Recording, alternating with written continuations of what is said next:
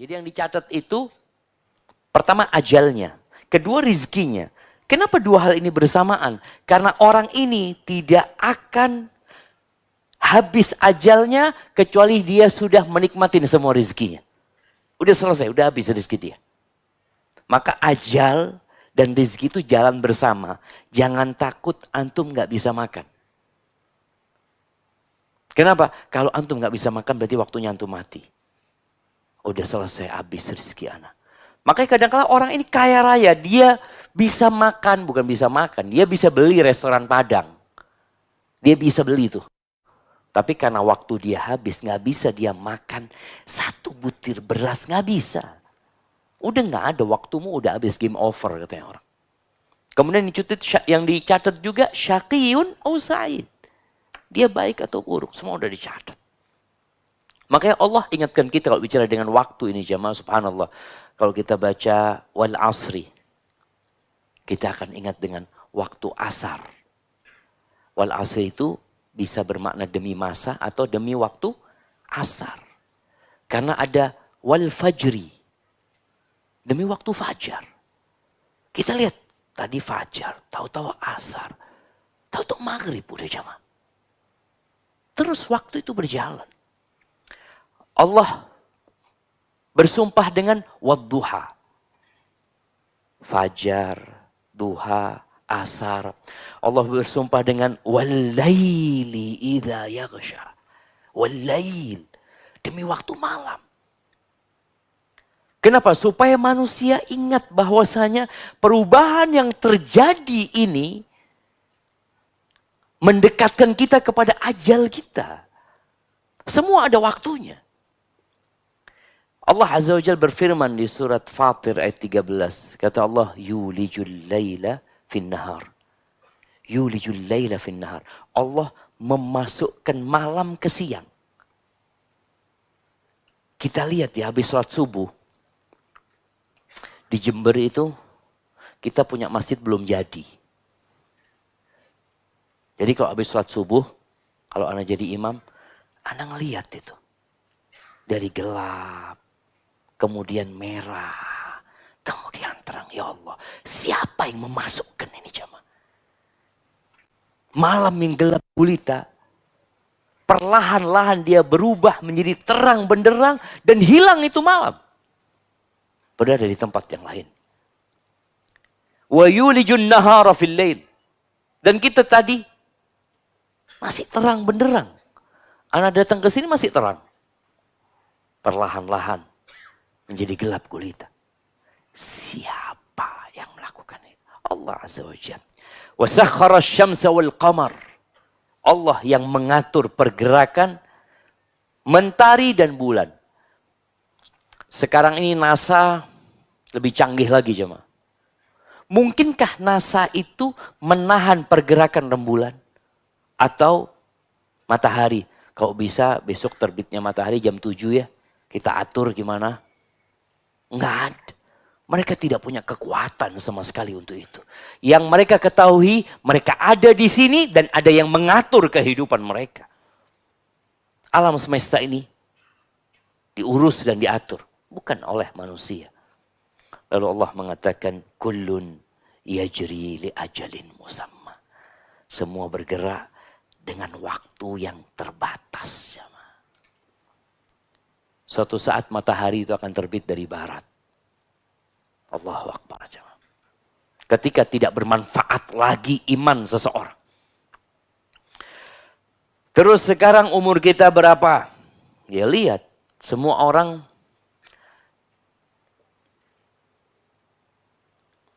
peduli dengan umurnya.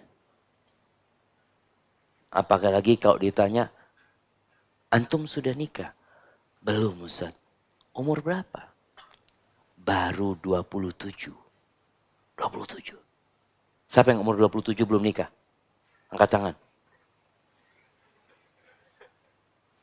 28 belum nikah. 30 belum nikah. Anak mau kasih hadiah, jangan takut antum. Astagfirullahaladzim. Anak sini minum. Antum kenapa?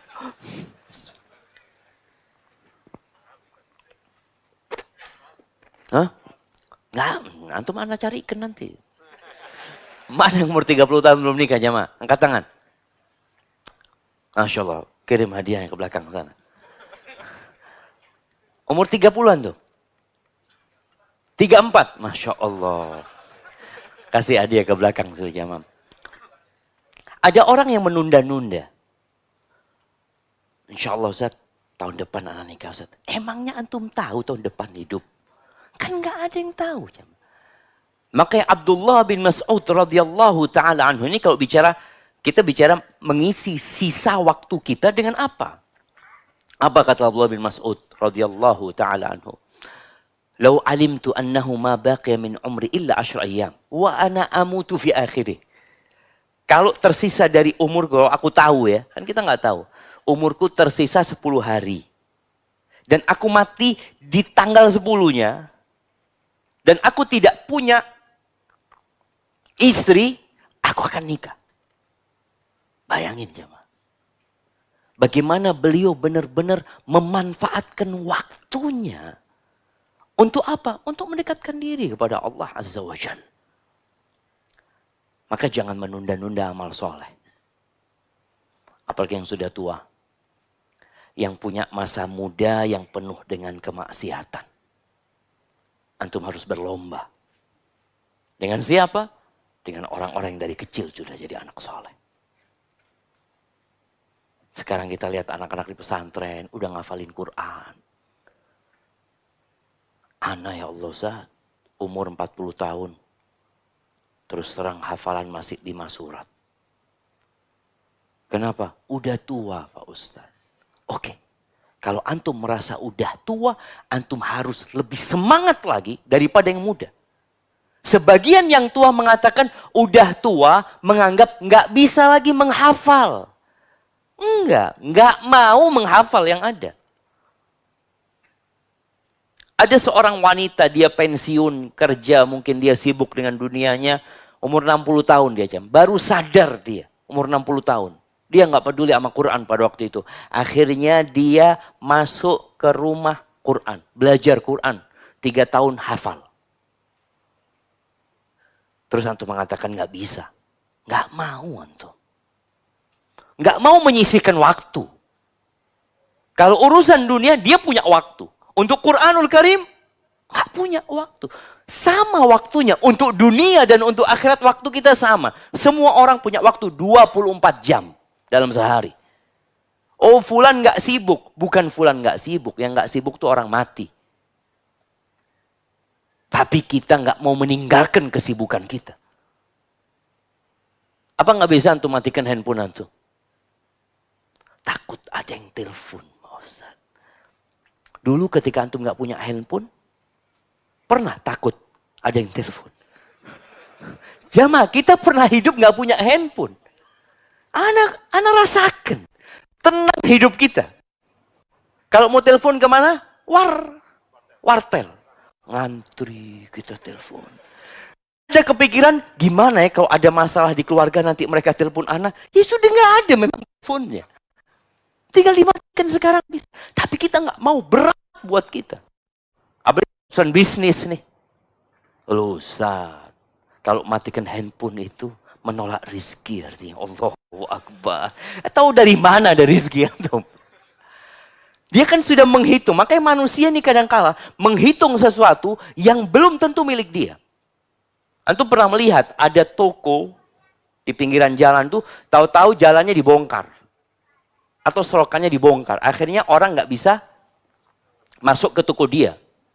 Lalu dia mengatakan, oh kita rugi. Rugi dari mana antum?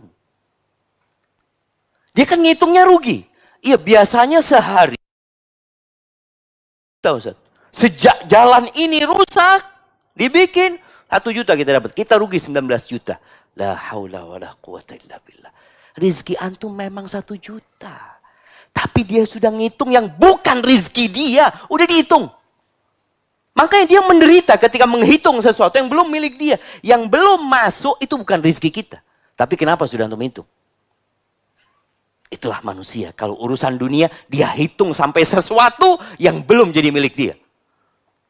Ana Ustaz, rugi Ustaz. Rugi berapa? Ya rugi 1 M. Kenapa? Ini